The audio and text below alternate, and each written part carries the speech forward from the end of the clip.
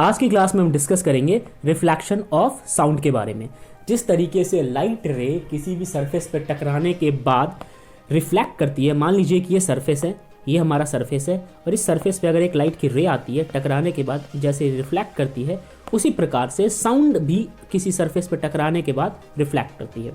ठीक है, तो अगर आप साउंड को किसी सॉलिड लिक्विड चीज़ों से टकराओगे तो साउंड भी जो है वो बाउंस बैक कर जाती है। जैसे कि एक रबर बॉल को आप अगर मान लो कि आप एक रबर बॉल को इसी सरफेस पे फेंकोगे तो रबर बाउंस बैक करके ऊपर की ओर चली जाएगी।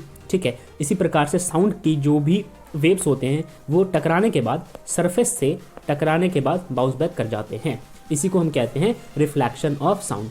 तो रिफ्लेक्शन ऑफ साउंड में होता क्या है, डायरेक्शन जो है साउंड की वेव्स की वो चेंज हो जाती है।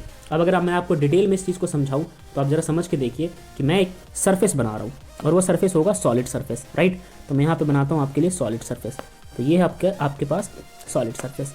इस सॉलिड सरफेस पे मैं स्ट्राइक करवाऊंगा एक साउंड के वेव को। ठीक है, तो मैं यहाँ पे स्ट्राइक करा रहा हूँ इस वेव को। अब मान लीजिए कि इस वेव को अगर मुझे अच्छे से बनाना है तो मैं इस पर क्रस्ट एंड ट्रफ भी ड्रॉ करता हूँ। ये इसका क्रस्ट, ये ट्रफ, ये क्रस्ट, ये ट्रफ। ये वेव इस पर स्ट्राइक करेगा। इस पॉइंट पे स्ट्राइक करने के बाद यहाँ से फिर से ये वेव जो है वो रिफ्लेक्ट कर जाएगा। आई अगेन रिपीट, रिफ्लेक्ट कर जाएगा। तो ये जो है यहाँ से रिफ्लेक्ट कर गया, अब ये इस तरीके से वापस चला जाएगा। ठीक है, तो आपने देखा कि जैसे साउंड के वेव्स टकराते हैं किसी सरफेस पे वो वापस रिफ्लेक्ट कर जाते हैं। तो ये साउंड के इंसिडेंट वेव्स हैं। यहाँ पे अगर लिखना चाहूँ मैं तो मैं लिखता हूँ यहाँ पे, ये है आपके इंसिडेंट वेव और ये आपके हैं रिफ्लेक्टेड वेव। ठीक है, तो जब साउंड रिफ्लेक्ट होता है तो होता क्या है, डायरेक्शन ऑफ वेव चेंज हो जाता है। तो आपसे कोई पूछे क्या होता है तो आप लिखोगे direction of sound waves changes. ठीक है, तो ये था आपका रिफ्लेक्शन ऑफ साउंड। कब रिफ्लेक्ट करता है, जब उसके सामने कोई ऑब्स्टेकल हो। जैसे अभी फिलहाल एक सॉलिड, ये जो येलो कलर का आपको सॉलिड दिख रहा है, ये ऑब्स्टेकल है। ऑब्स्टेकल का मतलब बाधा, जो समस्या खड़ी करे। इसको ऐसे जाना था, इसको सीधा जाना था आगे की ओर, इसको ऐसे आगे की ओर जाना था, मगर इसको यहाँ पे ऑब्स्टेकल दिख गया। तो ऑब्स्टेकल के इस पॉइंट पर टकराने के बाद ये यहाँ से ऐसे रिफ्लेक्ट करके चला गया।